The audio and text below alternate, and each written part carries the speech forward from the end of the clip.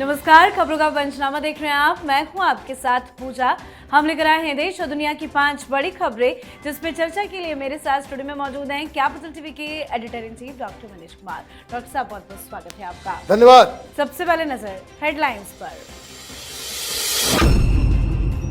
दिल्ली के बाद रांची में छात्र आंदोलन हुआ उग्र। बैरिकेड तोड़ विधानसभा की ओर बढ़े प्रदर्शनकारी। छात्रों पर लाठीचार्ज, आंसू गैस और जेपीएससी पूर्व चेयरमैन की गिरफ्तारी। जमकर मचा है बवाल। छात्र आंदोलन और पुलिस कार्रवाई पर संसद में जवाब देने को तैयार अमित शाह। किरण रिजिजू बोले, चर्चा में हंगामा ना करे विपक्ष। आज विपक्षी हंगामे के भेंट फिर चढ़ा संसद का सत्र। अमित शाह 12 अगस्त को पेश कर सकते हैं एफसीआरए बिल को लेकर राजनीति जबरदस्त। बयानबाजी भी तेज। बवाल के बीच राज्यसभा एमपी ने अमेरिकी सांसद रिले मूर को लिखी चिट्ठी। महाराष्ट्र की राजनीति में फिर से हलचल तेज। पीएम मोदी से मिले सुप्रिया सुले समेत एनसीपी के 8 सांसद। मुलाकात पर बयानबाजी काफी तेज। ममता बनर्जी के काफिले पर हमले को लेकर राजनीति तेज। कल्याण बनर्जी का दावा, सीएम शुवेंदु के इशारे पर किया गया हमला, तो अभिषेक बनर्जी बोले स्पॉन्सर्ड था हमला। खबरों की शुरुआत में सबसे पहले बात झारखंड छात्र आंदोलन की। झारखंड के रांची में भर्ती परीक्षा में गड़बड़ी के खिलाफ जारी छात्र प्रदर्शन आज उग्र हो गया। बीते 16 दिनों से आंदोलन कर रहे छात्र अपनी मांगों को लेकर आज विधानसभा की ओर बढ़े, जिसके बाद पुलिस ने उन्हें रोकने के लिए लाठीचार्ज और आंसू गैस का इस्तेमाल किया। प्रदर्शनकारियों के विधानसभा परिसर के करीब पहुंचने के बीच विधानसभा की कार्रवाई भी दिन भर के लिए स्थगित कर दी गई। ये बच्चे भर्ती परीक्षाओं में गड़बड़ियों की सीबीआई जांच, निष्पक्ष परीक्षा प्रक्रिया और जेपीएससी और जेएसएससी में व्यापक सुधार की मांग कर रहे हैं। पुलिस की सारी व्यवस्थाएं फेल होती हुई आज नजर आई। छात्र मानने को तैयार नहीं दिख रहे हैं।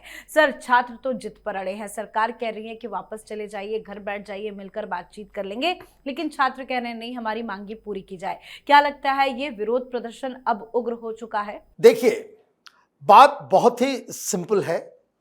ऐसा कोई भी पॉलिटिकल डिमांड ये लोग नहीं कर रहे।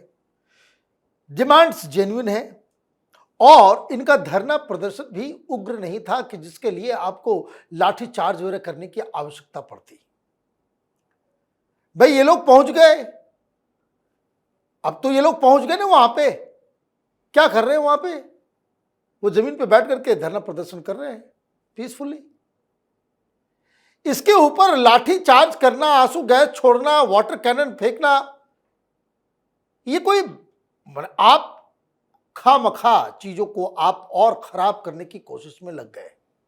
एक होता है ना कि भाई अगर भीड़ उग्र है, इसमें इस तरह के एंटी सोशल एलिमेंट्स आ गए हैं, वो शुरू से ही धरना प्रदर्शन के शुरुआत से ही बकायदा उग्र नजर आ रहे हो, हिंसा भड़का रहे हो, तब तो बात कही जा सकती थी कि भाई दिक्कत हो रही है।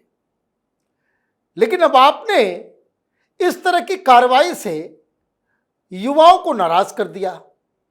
दिक्कत यह है कि जिस तरह का माहौल है, हेमंत सोरेन को अपने ही जो सहयोगी पार्टियां हैं उससे पूरा समर्थन नहीं मिलेगा। और दिखाने के लिए आपने एक फॉर्मर अधिकारी को आपने गिरफ्तार कर लिया। क्या मांग है? सीबीआई जांच से क्या प्रॉब्लम है? जो एग्जाम में गड़बड़ी है, जो आपने खुद माना कि भाई ये गड़बड़ी हुई है, उसको फिर से री एग्जामिनेशन करने में क्या प्रॉब्लम है? दिक्कत क्या है?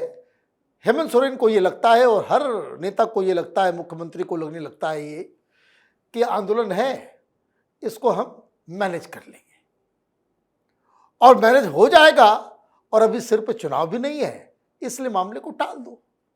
इसी टालम टाल के चक्कर में हेमंत सोरेन एक बहुत बड़ी मुसीबत में फंस गए। तो झारखंड में जबरदस्त बवाल मचा हुआ है, तो वहीं संसद के दोनों सदनों में भी आज जबरदस्त हंगामा हुआ। विपक्ष ने इतना हंगामा काटा कि लोकसभा की कार्रवाई एक बार फिर से स्थगित करनी पड़ी। हालांकि सरकार की ओर से ये कहा गया कि गृह मंत्री अमित शाह छात्रों के मुद्दे पर बयान देने के लिए तैयार है। किरण रिजिजू ने कहा कि गृह मंत्री छात्रों से जुड़े मुद्दे पर जवाब देने के लिए तैयार है, लेकिन विपक्ष को उसे धैर्य से सुनना होगा। रिजिजू ने कहा कि गृह मंत्री के जवाब के दौरान विपक्ष हंगामा ना करे। इसके बाद सदन की कार्रवाई चालू हुई, लेकिन विपक्ष का हंगामा चलता रहा। सरकार के सकारात्मक रुख के बावजूद विपक्ष तैयार नहीं हुआ। संसद परिसर में भी आज विपक्ष ने जमकर हंगामा काटा। अमित शाह के खिलाफ विपक्ष पोस्टर लेकर प्रदर्शन करता आज फिर दिखा। तो वहीं विपक्ष के विरोध के बीच में ट्रिब्यूनल रिफॉर्म्स बिल 2026 पारित कर दिया गया। केरल राज्य का नाम बदलकर केरलम करने के प्रावधान वाला विधेयक भी लोकसभा में पेश कर दिया गया है। सर, अमित शाह तो अब सदन में चर्चा के लिए तैयार है, लेकिन विपक्ष क्यों भाग रहा है? ये विपक्ष भाग नहीं रहा, विपक्ष आपस में लड़ रहा है। सरकार ने 4-4 बिल को आज लोकसभा में पेश किया। अब बताया जा रहा है कि 2 दिन के अंदर और भी, जो चाहे वो FCRA बिल हो, चाहे वो और भी हो, उन सब के ऊपर भी कार्रवाई होगी। जो खबर आ रही है ये कि जब रिजिजू साहब से कांग्रेस और समाजवादी पार्टी की बैठक हुई और जब ये बताया गया उनको कि अमित शाह न सिर्फ बयान देने को तैयार है, वो उस मुद्दे के ऊपर, छात्रों के मुद्दे के ऊपर डिबेट करने को तैयार है, आपके सारे सवालों का जवाब देंगे, लेकिन आपको ध्यान से सुनना पड़ेगा। खबर ये आई कि समाजवादी पार्टी और कांग्रेस पार्टी में ही डिफरेंस ऑफ ओपिनियन हो गया। समाजवादी पार्टी का यह कहना है कि सिर्फ छात्रों के मसले पे बात नहीं बनेगी, चढ़ावा चोरी के ऊपर भी डिबेट होना चाहिए, सवाल जवाब होना चाहिए। कांग्रेस पार्टी ने कहा कि इस चीज को टाला जा सकता है, अभी छात्रों के ऊपर हो जाए, उसके बाद फिर हम चढ़ावा चोरी के ऊपर आएंगे। तो ये प्रॉब्लम सरकार की तरफ से नहीं है। सरकार ने कहा कि हम तो बोलने को तैयार ही हैं, और उनको मालूम है कि छात्रों के मुद्दों के ऊपर अब अमित शाह जब भाषण देंगे, जब सवालों का जवाब देंगे, ये विपक्ष के पास कुछ चेहरा छिपाने का जगह नहीं मिलेगा।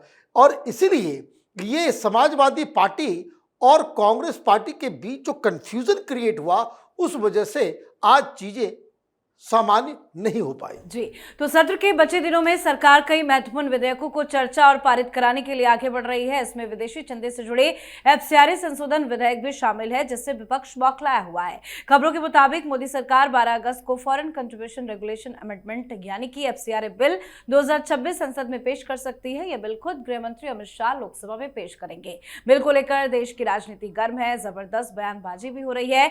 FCRA बिल पर संसद में मचे सियासी बवाल के बीच राज्यसभा सांसद सुजीत कुमार ने अमेरिकी सांसद रिले मूर को खत भी लिखा है। रिले मूर को लिखे खत में राज्यसभा सांसद सुजीत कुमार ने कहा है कि आपने FCRA बिल को लेकर जो कहा है वो मिसगाइडेड है। बतौर अमेरिकी कांग्रेस सदस्य आपका बयान दोनों देशों यानी कि भारत और अमेरिका के हित में नहीं है। आपका बयान भारतीय ईसाइयों के लिए भी ठीक नहीं है, जिनके नाम पर आप इन चिंताओं को उठाने का दावा करते हैं। हालांकि हर दिन अमेरिका को लताड़ लगाई जाती है, लेकिन क्या वाकई में 12 तारीख को FCRA पर अमित शाह बोलेंगे? देखिए, ये तो साफ साफ दिख रहा है कि अमित शाह और भारतीय जनता पार्टी की तरफ से ये तैयारी पूरी कर ली गई है कि ये जो तमाम जो FCRA बिल को लेकर के कंफ्यूजन है, उसका निवारण भी होगा और बिल को पेश भी किया जाएगा। लोकसभा में ये बिल पेश इसलिए भी होगा क्योंकि जिस हिसाब से ये जो फॉरेन कंट्रीब्यूशन रेगुलेशन एक्ट का गलत इस्तेमाल हुआ है, जिस हिसाब से लोग विदेशी फंड का हिसाब किताब अब तक नहीं दे रहे हैं, वो उसके ऊपर तो लगाम लगना जरूरी है। अब समस्या क्या है कि आप देखिए, अमेरिका की तरफ से जो बातें कही जा रही है वही कांग्रेस पार्टी भी कह रही है। भाई, कांग्रेस पार्टी क्या कह रही है? भाई, क्रिश्चियंस के खिलाफ है। अमेरिका में वो बैठा हुआ जो एंटी इंडिया लॉबी के जो लोग हैं, वो क्या कह रहे हैं? क्रिश्चियंस के खिलाफ है। अच्छा, क्रिश्चियन के खिलाफ क्यों है? क्या फॉरेन कंट्रीब्यूशन एक्ट के तहत जो विदेश से पैसा आता है वो सिर्फ क्रिश्चियंस को आता है? क्रिश्चियंस को कितना आता है? 20%। बाकी पैसे तो क्रिश्चियंस के नाम पे नहीं आते, क्रिश्चियन मिशनरी को नहीं आते। तो ये 80% के नाम पे आप कुछ बोलेंगे क्या? वो पैसे जो आते हैं वो सही तरीके से इस्तेमाल होता है? और अमेरिका को तो बाकायदा 3 तरीके से काउंटर किया गया, वहां पे भी लोग सवाल खड़े कर रहे हैं। पहली बात यह कि हमारा देश है, हमारा संविधान है, हमारी संसद है और हमारा कानून है। हम अपने हिसाब से क्या कानून बनाएंगे वो अमेरिका थोड़ी तय करेगा। तो पहली चीज तो ये। नंबर 2 कि ये जो आप कह भी रहे हो कि क्रिश्चियंस के खिलाफ है, तो भाई आज सुप्रीम कोर्ट ने आगे क्रिश्चियंस को दिक्कत होगी, सुप्रीम कोर्ट जाएंगे। तुमको चौधरी बनने के लिए किसने कह दिया? और चौथी और सबसे इंपॉर्टेंट चीज वो ये कि क्या अमेरिका में इस तरह के विदेशी फंडिंग को लेकर के वहां की राजनीतिक और सामाजिक चीजों के अंदर कोई अगर नाक घुसड़ने की कोशिश करता है तो क्या आपके पास ऐसा कानून है उसको रोकने के लिए? बहुत सख्त कानून है, बहुत कड़े कानून है। आप अपने देश में चाइना के द्वारा की गई फंडिंग, उसका राजनीतिक और सामाजिक इस्तेमाल अगर होता है तो आप जेल में डाल देते हो। बवाल मच जाता है कि जब आपके इलेक्शंस को रशियन के तरफ से उसको अगर मैनिपुलेट किया जाता है तो कितना विवाद करते हो भाई। अच्छा, तुम्हारी डेमोक्रेसी डेमोक्रेसी और हिंदुस्तान की डेमोक्रेसी कुछ नहीं। तुम्हारे तमाम चट्टे बट्टे और दलाल किस्म के लोग हिंदुस्तान के इलेक्शंस को रिग करें, वहां पे जो है ओपिनियन फॉर्म करने में नाक घुसड़ने का काम करेंगे। आप कहोगे कि भाई क्रिश्चियंस के खिलाफ है, ये चलेगा नहीं। ये अमेरिका में कुछ लोगों को ये कन्फ्यूजन है कि वो अभी भी अपने आप को एक ग्लोबल लीडर और ग्लोबल पावर समझ रहे हैं। अपनी इज्जत बचाइए। ईरान में किस तरीके से आप फंस गए हैं, नाक रगड़वा दिया है ईरान ने। जो काम करना चाहिए उस पर अमेरिका को ध्यान देना चाहिए। हिंदुस्तान में, हिंदुस्तान की संसद में कौन सा कानून कैसे पास हो रहा है उस पर ध्यान नहीं देना चाहिए। जी, चलिए बढ़ते हैं आगे। महाराष्ट्र की सियासत में एक नई सियासी बिसात बिछती नजर आ रही है। बांकीपुर में बीजेपी के मात देकर विधायक बने प्रशांत किशोर महाराष्ट्र में डिप्टी सीएम सुनेत्रा पवार के साथ मेल मुलाकात कर रहे हैं, तो दूसरी तरफ सियासी के चाणक्य कहे जाने वाले शरद पवार और बीजेपी के बीच में नजदीकियां बढ़ रही हैं। शरद पवार के सभी सांसदों ने आज पीएम मोदी से संसद भवन में मुलाकात की है। आधे घंटे तक ये लंबी और अच्छी मुलाकात हुई है। संसद के मौजूदा सत्र के दौरान ये मुलाकात काफी अहम मानी जा रही है। इससे पहले भी 22 जुलाई को भी शरद पवार और सुप्रिया सुले पीएम मोदी से मिल चुके हैं। सर, क्या वाकई में कोई खिचड़ी पक रही है? खिचड़ी पक गई? अभी पक नहीं रही, पक के तैयार है। ये जैसे ही एफसीआरए का कानून आएगा या फिर डिलिमिटेशन का कानून आएगा, आप देखिएगा शरद पवार जो है वो इस साइड बैठे हुए नजर आएंगे। उनके सांसद तो कब से बेकरार थे कि इधर कुछ बचा हुआ नहीं है। राहुल गांधी के साथ रहने में कोई, ना महाराष्ट्र में कोई फायदा होने जा रहा है, ना देश में कोई फायदा होने जा रहा है। और ये कब तक हम ये झंडा उठा करके विरोध का, कब तक हम ये काम करते रहेंगे? ना हमारी विचारधारा मिलती है और दुनिया बदल रहा है। हमें चुनाव लड़ने के लिए वापस जाना पड़ेगा अपने इलेक्टोरेट के पास। क्या मांगेंगे, कैसे वोट मांगेंगे? भाई हमने कुछ काम में हम आपका नहीं करवा सके क्योंकि हम विरोध में हैं, क्योंकि हम विपक्ष में हैं। आपका हम कोई काम नहीं करवा सके, आपका हम कोई यहाँ पे कॉलेज ला सके, ना कोई हॉस्पिटल बनवा सके, न यहाँ पे कोई इंफ्रास्ट्रक्चर का डेवलपमेंट हो सका, बस इसलिए कि हम राहुल गांधी के साथ झंडा उठाते हुए चले। तो एक तो पहली चीज ये राजनीति है, लोग अपने फ्यूचर प्रोस्पेक्ट को जरूर देखते हैं।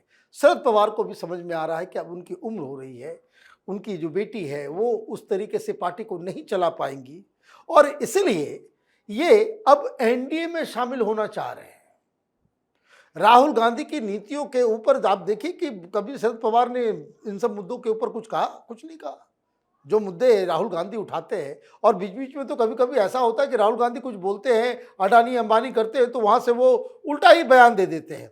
तो कहने का मतलब ये है कि बहुत ही टाइमली यहां पे परिवर्तन नजर आ रहा है। राहुल गांधी की वजह से डीएमके भी चली गई छोड़ के इंडी गठबंधन को छोड़ के अरविंद केजरीवाल भी निकल लिए। इंडी गठबंधन को छोड़ करके अब शरद पवार भी जा रहे हैं, एनडीए में ये लोग शामिल हो रहे हैं। जी, अब बात आज की आखिरी खबर की। पश्चिम बंगाल के हलिश शहर में ममता बनर्जी के दौरे ने नया सियासी विवाद को खड़ा कर दिया है। मृत तृणमूल कार्यकर्ता के घर पहुंची ममता को स्थानीय लोगों के विरोध का सामना करना पड़ा है। आरोप है कि प्रदर्शन के दौरान जूते, चप्पल और कीचड़ भी फेंका गया। अब शुभेंदु अधिकारी ने इस घटना को लेकर ममता पर बड़ा हमला बोला है। उन्होंने दावा किया है कि मृतक के परिवार ने ममता को बुलाया ही नहीं था, ऐसे में उनके हलिश शहर जाने पर सवाल उठ रहे हैं। तो वहीं राजनीति बयानबाजी भी तेज है। अभिषेक ने आरोप लगाया कि ममता बनर्जी के काफिले पर हुआ अटैक राज्य प्रायोजित हमला था। उन्होंने प्रधानमंत्री नरेंद्र मोदी और अमित शाह पर इस घटना को समर्थन देने और शुभेंदु अधिकारी पर इस हमले को अंजाम देने का आरोप लगाया है। तो कल्याण बनर्जी ने इसे सीधे तौर पर जान से मारने की नीयत से किया गया हमला करार दिया। उन्होंने आरोप लगाया कि पुलिस इस पूरी घटना के दौरान मूक दर्शक बनी रही है। सर, बयानबाजी तो जबरदस्त हो रही है, गुस्सा तो फूट पड़ा है। अभिषेक बनर्जी भी आरोप लगा रहे हैं और बताया जा रहा है कि टीएमसी इस पूरे घटना को लेकर सड़कों पर उतरकर विरोध प्रदर्शन करेगी। भाई सड़कों पे उतरेंगे तो फिर वही कीचड़ और जूते और अंडे मिलेंगे। गजब ड्रामा करती है ममता बनर्जी कि शीशा अगर खुला हुआ होता, पत्थर वो सीधे सिर पे मेरे लग गया होता, हम तीनों मर गया होता। आकर के कह रही है वो कि तीन कौन, तो डोला सेन, कल्याण बनर्जी और ममता बनर्जी। अच्छा, पत्थर इतना बड़ा फेंका, उसे सर फूट गया होता। अगर शीशा बंद रहता, खुला हुआ होता, तो ये बता दो भाई शीशा फूटा क्या? शीशा इसलिए नहीं फूटा क्योंकि कोई पत्थर नहीं मारा गया। शीशा इसलिए नहीं फूटा क्योंकि जूते चल रहे थे, कीचड़ फेंका जा रहा था, आपको बेइज्जत और लज्जित किया जा रहा था। अब बड़ा सवाल, वीडियो तो आपने ही अंदर से बनवाया, ये कल्याण बनर्जी जो है वही वीडियो बना रहे थे। और जो व्यक्ति वो कीचड़ फेंकता हुआ नजर आ रहा है, जिसके बारे में कह रहे कि बहुत बड़ा पत्थर माथा फोड़ देता है ना, वो आदमी कौन है? मैंने भी पता किया भाई कि आखिर आदमी कौन है। इसका नाम जो है वो एक टीएमसी वर्कर है। और टीएमसी वर्कर ऐसा नहीं, वो कचड़ापाड़ा का नोन फेस है। वहां हाली शहर का जो म्युनिसिपल कॉर्पोरेशन का जो चेयरपर्सन है, उसका नाम है कमल अधिकारी। कमल अधिकारी का साया की तरह वो टीएमसी वर्कर है। He is a known TMC worker. और उसको ममता बनर्जी कह रही है कि भाई हमारे ऊपर हमला कर दिया। अरे आपके ऊपर हमला हो गया तो ये हमला करने वाला तो टीएमसी का निकल गया, तो अब उसके लिए आप क्या करोगे? आप उसके लिए क्या करोगे? क्या है डिवाइन जस्टिस? ये कचड़ापाड़ा वही इलाका है जहां ममता बनर्जी सबसे पहले सुर्खियों में आई थी। जब वो वहां से गुजर रही थी तो ये कहा गया जय श्री राम, जय श्री राम। तो ममता बनर्जी उतर करके आवाज लगा रही थी कि किसकी हिम्मत हुई जय श्री राम बोलने की। तो ये देखिए, आज वहीं उसी इलाके में ममता बनर्जी के ऊपर कीचड़ फेंके जा रहे हैं, जूते फेंके जा रहे हैं, और लोग चीख चीख के कह रहे हैं चोरनी चोरनी। तो ये आप करते रहिए कि भाई हमला हुआ है, ये हुआ है, वो हुआ। अभी गिरफ्तार कर लिया जाएगा, वीडियो तो है, सबका चेहरा भी पहचान में आ जाएगा। और शुभेंदु अधिकारी को ये काम करना चाहिए और लोगों को परेड कराना चाहिए कि देखो ये है तुम्हारे टीएमसी के लोग, जो टीएमसी के लोग ही तुम्हारे ऊपर हमला कर रहे हैं। जी, बहुत बहुत धन्यवाद सर समझाने के लिए। धन्यवाद। तो खबरों का पंचनामा में आज के लिए फिलहाल इतना ही। देश विदेश की बाकी खबरों और उनकी सटीक एनालिसिस के लिए देखते रहिए कैपिटल टीवी। में लाइक कीजिए, शेयर कीजिए और कैपिटल टीवी को सब्सक्राइब कीजिए। नमस्कार।